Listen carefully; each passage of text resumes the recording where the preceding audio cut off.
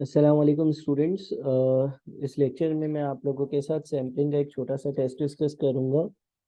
पहला जो सवाल है वो कहता है consider the following sample with 99% confidence level the population mean is between. अब देखिए यहाँ पर पॉपुलेशन की स्टैंडर्ड डिविएशन भी नहीं है और सैंपल साइज भी जो है आपके पास 1 2 3 4 5 5 है। तो इसका मतलब टी टेस्ट अप्लाई होगा और टी टेस्ट में आपका जो फॉर्मूला होता है वो होता है X bar minus T alpha upon two comma N minus one into S over under root of N less than mu less than x bar plus T alpha upon two comma N minus one into S over under root of N. ये हम formula apply करते हैं। अच्छा, अब देखें यहाँ पर आप जो एक्स बार की और एस की वैल्यू है वो आप कैलकुलेटर पर कैलकुलेट कर सकते हैं। तो आप कैलकुलेटर से कैलकुलेट करिएगा वैल्यू। आप थ्री दबा मोड में जाकर थ्री दबाकर स्टैट्स में जाएंगे, वन दबाकर आप जो वन माइनस वी आर लिखा हुआ है उस पर जाएंगे, एक्स की वहाँ पर वैल्यूज पुट इन करेंगे 4.5, अगली वैल्यू 4.9, अगली वैल्यू 5.2, अगली वैल्यू 5.6 और अगली वैल्यू 6.2। जब आप सारी वैल्यूज ऐड कर देंगे लिख देंगे उसके बाद एसी प्रेस कर कर शिफ्ट दबाकर स्टार्ट मोड पर जाएंगे, शिफ्ट दबाकर वन। इस पर मैंने सेपरेट वीडियो भी बनाई है कि कैलकुलेटर पे किस तरह से हमें सारी चीज़ें कैलकुलेट करनी है। ठीक है जी, शिफ्ट दबाकर स्टार्ट मोड पे जाएंगे, उसके बाद आपसे फोर पर प्रेस करेंगे आप और फिर टू प्रेस कर कर इक्वल्स टू दबाएंगे तो आपके पास एक्स बार की वैल्यू आ जाएगी 5.28। और सैंपल की स्टैंडर्ड डिवीजन के लिए आपके पास जो है ना वही शिफ्ट दबाकर वन दबाया फिर फोर दबाया फिर जो ऑप्शंस आ रहे होंगे उसमें ऑप्शन नंबर फोर पे जाएंगे जिसमें आपको सैंपल की स्टैंडर्ड डिविएशन और आगे एन माइनस वन लिखा हुआ होगा। ठीक है जी, तो ये आ जाएगा आपका 0.653। फिर आपने सिंपली सारी चीज़ें फॉर्मूले में पुट इन करनी है। अच्छा, T alpha upon two comma N minus one कितना होगा? एन माइनस वन यानी कि डिग्रीज ऑफ फ्रीडम, तो एन है 1 2 3 4 5, तो एन माइनस वन जो है वो फोर होगा। और आपके पास अल्फा अपॉन टू अल्फा 1% है, 1% divided by two is 0.05%, 0.5% which is 0.005। ठीक है जी, तो हम टी टेबल पर जाते हैं 0.005 और डिग्रीज ऑफ फ्रीडम में हमें क्या देखना है, सॉरी फोर देखना है ना। डिग्रीज ऑफ फ्रीडम हमारे कितने हैं, फोर। तो ये वैल्यू आ रही है 4.604। तो अब हम इसको लिख देंगे कि एक्स बार यानी कि 5.28 minus 4.604 into 0.653 divided by under root of 5 less than mu less than 5.28 plus 4.604 into 0.653 divided by under root of 5। ठीक है जी, तो इसको सॉल्व करते हैं। 0.653 divided by under root of 5 into 4.604। अच्छा, तो ये आ जाता है आपका 5.28 minus 1.34 less than mu less than 5.28 plus 1.34। तो 5.28 में से अगर हम 1.34 को माइनस करते हैं 3.94 आ जाता है। और 5.28 में अगर हम लोग 1.34 को ऐड करते हैं तो 6.62 आ जाता है, यानी कि आंसर हो जाएगा ए। ए आपका आंसर होगा। सेकंड जो क्वेश्चन है उसमें लिखा हुआ है from a given finite population samples are drawn with replacement if the sample size is increase from 10 to 100 the standard error word. अच्छा जी, अब आपके पास फाइनाइट पॉपुलेशन है, लिमिटेड पॉपुलेशन है और सैंपल्स जो है वो विद रिप्लेसमेंट निकाले जा रहे हैं। तो स्टैंडर्ड एरर का फॉर्मूला होगा standard error is equals to standard deviation over under root of n. अच्छा, जब आपका सैंपल साइज 10 है तो इसकी वैल्यू आ जाएगी standard deviation over under root of 10। जब आपकी और इसको सिंप्लीफाई भी कर लेते हैं। सिंप्लीफाई करने के लिए 1 divided by under root of 10 करें। 1 divided by under root of 10 जो है ना वो बन जाएगा 0.3162 या 316 स्टैंडर्ड डिविएशंस। और फिर अगर आपके पास जो है वो सैम्पल साइज इंक्रीज होकर 100 हो जाता है, तो 100 होने के केस में ये हो जाएगा under root of 100 1 divided by 10, यानी कि ये बन जाएगा 0.1 स्टैंडर्ड डिविएशन। तो इसका मतलब ये हो गया कि पहले ये 0.316 स्टैंडर्ड डिविएशन पर था, अब ये 0.1 स्टैंडर्ड डिविएशन पर आ रहा है। और उसने हमसे ये कहा था कि from a given finite population samples are drawn with replacement if the sample size is increased the standard error word. अब मुझे नजर आ रहा है कि मेरा स्टैंडर्ड एरर जो है ना वो 0.316 से 0.1 पर जा रहा है, तो डिक्रीज तो हो रहा है। अच्छा, कितने परसेंट डिक्रीज हो रहा है उसके लिए change divided by original. Change divided by original का मतलब होता है 0.1 standard deviation minus 0.316 standard deviation divided by 0.316 standard deviation.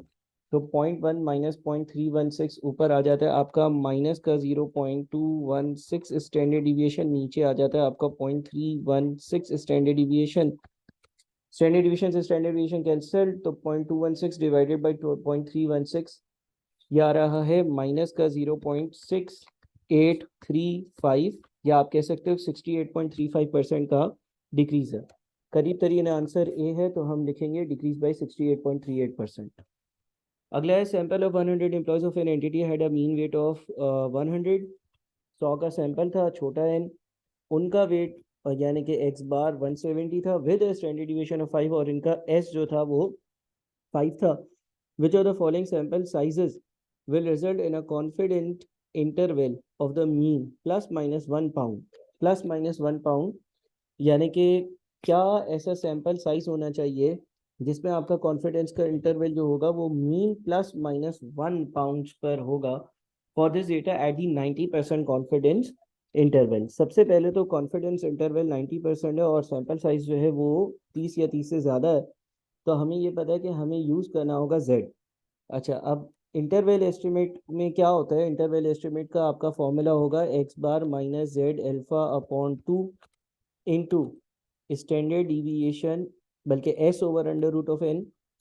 ठीक है, क्योंकि हमें पॉपुलेशन की स्टैंडर्ड डिविएशन नहीं पता, less than nu less than x bar plus z alpha upon 2 into S over under root of N. ठीक है, इसमें एक्स बार की वैल्यू हमें पता है 170, यहाँ पर भी एक्स बार की वैल्यू पता है 170, इसमें हमें एन भी पता है माइनस जेड एल्फा अपॉन 2। 90% पर जेड एल्फा अपॉन 2 कैसे देखेंगे, 90% पर जेड एल्फा अपॉन 2 देखने का मतलब ये है कि सेंटर वाला रीजन 90% होगा, ये 5% होगा, ये 5% होगा।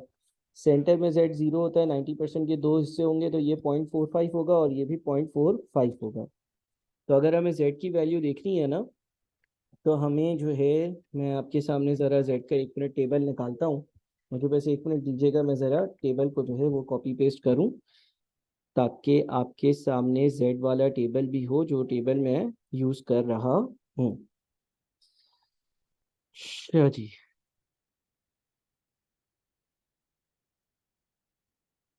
चले जी, ये आपका जो है वो जेड का टेबल होता है। अब इसमें 0.45 का एरिया जो है, 0.45 का एरिया इन दोनों के बीच में आएगा, जो कि 1.64 और 1.65 के बीच होगा। हम 1.65 ले लेते हैं। ठीक है, हम 1.65 ले लेते हैं। तो जेड अल्फा अपॉन 2 की जो वैल्यू है, जेड अल्फा अपॉन 2 की जो वैल्यू है वो 1.65 है। ठीक है ना, एस भी हमें पता है, एस हमें कितना पता है, 5 अंडर रूट ऑफ एन, यानी कि ये नहीं पता हमें, less than nu less than यहाँ पर 170 plus 1.65 into 5 over under root of n. अब देखिए, सवाल ये कह रहा है कि आपके पास ये जो आपके पास रेंज आ रही हो ना, यानी कि मीन के जो इंटरवल एस्टिमेट की रेंज हो वो मीन प्लस माइनस 1 पाउंड के अंदर हो। मीन प्लस माइनस 1 पाउंड के अंदर होने का मतलब है ये मीन है, मीन माइनस 1 पाउंड यानी कि ये पूरा 1 के बराबर हो, या फिर मीन यानी कि ये मीन है प्लस 1 पाउंड, इस रेंज के अंदर हो। तो इसका मतलब ये हो गया कि सवाल इफेक्टिवली ये कहना चाह रहा है कि जो 1.65 multiplied by 5 over under root of n की वैल्यू हो वो 1 के बराबर हो। अगर ऐसा होगा तो ये हो जाएगा 1.65 into 5 is equals to under root of n. Root of n उल्टे हाथ पर आएगा तो 1.65 इंटू 5। ठीक है, 1.65 इंटू 5, और अंडर रूट अगर उल्टे हाथ पर आएगा तो स्क्वायर बन जाएगा, इज इक्वल्स टू एन। तो n की जो वैल्यू होगी ना वो बन जाएगी 1.65 इंटू 5 का स्क्वायर। अगर हम करते हैं 1.65 इंटू 5 का स्क्वायर तो ये आ रहा है तकरीबन 68। ठीक है ना। देखिए अगर इसका मतलब ये है कि अगर n 68 होगा तो ये पूरा 1 होगा, है ना, या ये पूरा 1 होगा। आप चेक भी कर लें। 170 minus 1.65 into 5 divided by under root of 68 less than mu less than 170 plus 1.65 into 5 over under root of 68। इसको अगर हम सॉल्व करते हैं 1.65 into 5 divided by under root of 68, पहले तो आपने 170 में से ये माइनस किया तो ये 169 आ रहा है तकरीबन, less than mu less than यहाँ पर आपके पास 170 plus 1.65 into 5 divided by under root of 68, यहाँ पर आपके पास ये 171 आ रहा है। तो देखिए जो हमने बात कही थी ना कि सवाल ये कह रहा है कि मीन का जो एस्टिमेट हो रहा है वो मीन प्लस माइनस 1 के अंदर अंदर हो, तो ऐसा ही हो रहा है क्योंकि आपकी मीन जो है वो 170 थी और लोएस्ट वैल्यू 169 है, एक कम, और हाईएस्ट वैल्यू 171 है यानी कि एक ज़्यादा। इसके बाद क्वेश्चन नंबर 4 है, which of the following statement is correct about sampling distribution. The mean of a sample sampling distribution is the same as the mean of the population. Population की mean sample की mean के बराबर होती है।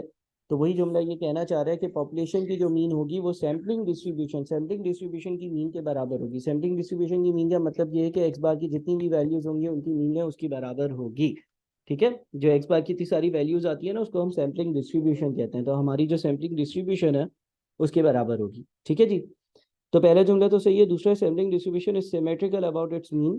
ये जुमला भी सही है, यानी कि हमारे पास जो मीन्स की सैम्पलिंग डिस्ट्रीब्यूशन आ रही होती है, यानी कि अगर आप कोई सैंपल लेते हो और उसकी इतनी सारी एक्स बार की वैल्यूज लिखते हो और वो जो एक्स बार की वैल्यूज है उसकी डिस्ट्रीब्यूशन देखते हो ना तो वो नॉर्मली डिस्ट्रीब्यूटेड ही होता है। यानी कि हमने 5376 वाली एग्जाम्पल करी होगी, आप जो बेसिक लेक्चर्स है उससे उस एग्जाम्पल को रिकॉल करेंगे तो सबसे कम वाली वैल्यू की फ्रीक्वेंसी कम होगी, सबसे ज़्यादा वाली वैल्यू की फ्रीक्वेंसी भी कम होगी, सेंटर वाली मीन्स की फ्रीक्वेंसी ज़्यादा होगी। इससे कहने का मतलब ये है कि देखिए कम से कम आपकी 3 3 वाला 2 का सैंपल बन रहा था, याद है, उसकी मीन 3 आ रही थी, और 7 7 वाले जब सैंपल बन रहा था तो ज़्यादा से ज़्यादा मीन 7 आ रही थी, लेकिन ये एक ही बार आ रही थी और ये भी एक ही बार आ रही थी जब दोनों 3, और ये एक ही बार आ रही थी जब दोनों 7 हो।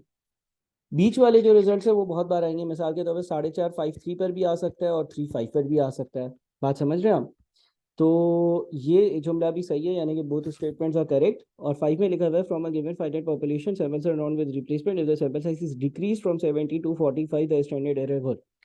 ऐसे ही सवाल है जैसा हमने क्वेश्चन नंबर 2 करा, यानी कि उसने कहा है कि भाई सैंपल साइज पहले 70 था तो आपके पास ये standard division over under root of 70 बनेगा, और बाद में वो 45 हो गया, यानी कि standard division divided by under root of 45 बन गया। तो ये पहले पहले ये कितना था, 1 divided by under root of 70 करते हैं तो 0.119 स्टैंडर्ड डिविएशन, और बाद में ये कितना हो गया, 1 divided by under root of 45 करते हैं तो ये बाद में हो गया 0.149 स्टैंडर्ड डिविएशन। अब देखें क्या हुआ है कि आपके पास ये जो स्टैंडर्ड एरर है वो इस बार इंक्रीज हो रहा है। तो चेंज यानी कि नई वैल्यू माइनस पुरानी वैल्यू डिवाइडेड बाय ओरिजिनल यानी कि 0.119 स्टैंडर्ड डिविएशंस। तो 0.149 माइनस 0.119 डिवाइडेड बाई 0.119 इंटू 100% में कन्वर्ट करने के लिए तकरीबन आंसर 25.2% आ रहा है और इंक्रीज नज़र आ रहा है इस बार। तो इंक्रीज बाय 25.2% यानी कि मेरा आंसर होगा ए में जो है वो 25% का तकरीबन तकरीबन इंक्रीज आ रहा है, और मुझे जो है वो करीब तरीन रिजल्ट दिख रहे हैं। ठीक है, तो वापस से ज़रा इसको चेक कर लेते हैं राउंडिंग ऑफ के बजाय।